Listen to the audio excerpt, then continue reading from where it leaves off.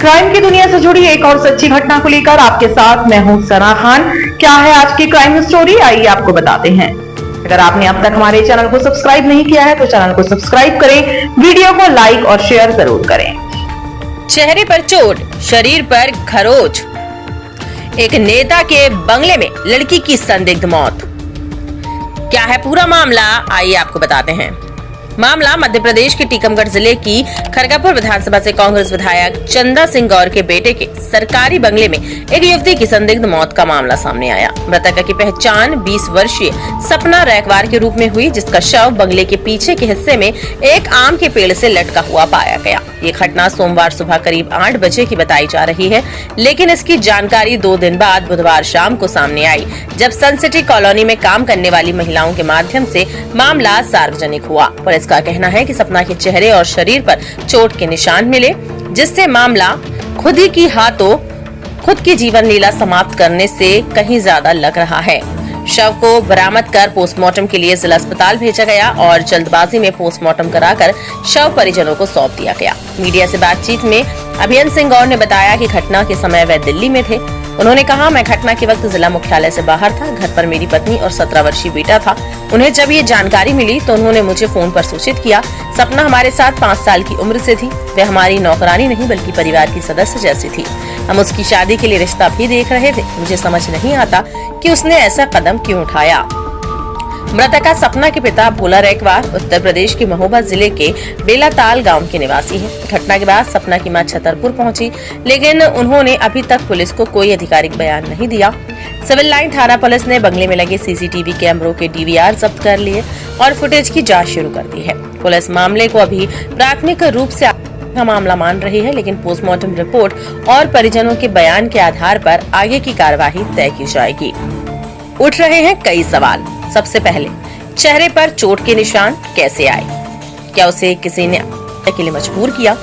क्या सपना वाकई मानसिक तनाव में थी? इन सवालों के जवाब अब पुलिस जांच और मेडिकल रिपोर्ट के बाद ही सामने आ पाएंगे। फिलहाल इस रहस्यमयी मौत ने शहर में चर्चा का विषय बना दिया है और स्थानीय प्रशासन पर भी जवाबदेही का दबाव बढ़ गया है। अभियंत सिंह गौर, आपके घर पर किस तरीके की घटना हुई है? आपकी नौकरानी ही क्या हुआ? नौकरानी नहीं थी, घर की सदस्य थी और हम तो बाहर गए थे चेकअप कराने। हम तो थे ही नहीं यहाँ, तो हमें मालूम पड़ा वहाँ फोन से, तो हमने मित्रों को सूचित करा। हमने कहा पुलिस को सूचना दे, उन लोगों ने पुलिस को सूचना दी। अब पुलिस की जाँच चल रही है, बाकी कार्रवाई पुलिस कर रही है। क्या हुआ था? अब ऐसा मालूम पड़ा है कि उसने फांसी लगाई थी। मकान के पीछे एक पेड़ है आम का, वहाँ। अच्छा, उसको एक सीसीटीवी भी बता रहे हैं आपके पास है, वो क्या दिख रहा है? वो पुलिस ने जब्त कर लिया है, डीवीआर पुलिस के पास है। हम लोगों ने पुलिस को दिया है, पूरा सहयोग कर रहे हैं और पुलिस जैसा कहेगी वैसा हम काम कर रहे हैं। क्या दिख रहा है उसमें? उसमें अब पुलिस जांच कर रही है। उसमें ये दिख रहा है कि वो वहाँ से जा रही है, पीछे छत से पट्टी से वो उधर को पट्टी के सहारे जा रही है।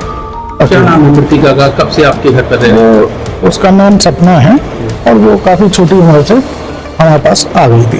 परेशान थी क्या? नहीं, बिल्कुल परेशान नहीं थी, भाई जैसी थी। और जब वो बिल्कुल कभी कोई एहसास ही नहीं हुआ ऐसा कि वो कहीं बाहर की। क्या करती थी आपके घर पे? तो हमारे घर पे हमारे बच्चों के साथ रहती थी। हमारी बिटिया की उम्र की थी, उसी के साथ रहती थी, उसी के साथ खेलती थी। जब घटना हुई उस समय आप थे नहीं घर में? कौन कौन था घर पे? हमारी पत्नी और हमारा छोटा बेटा।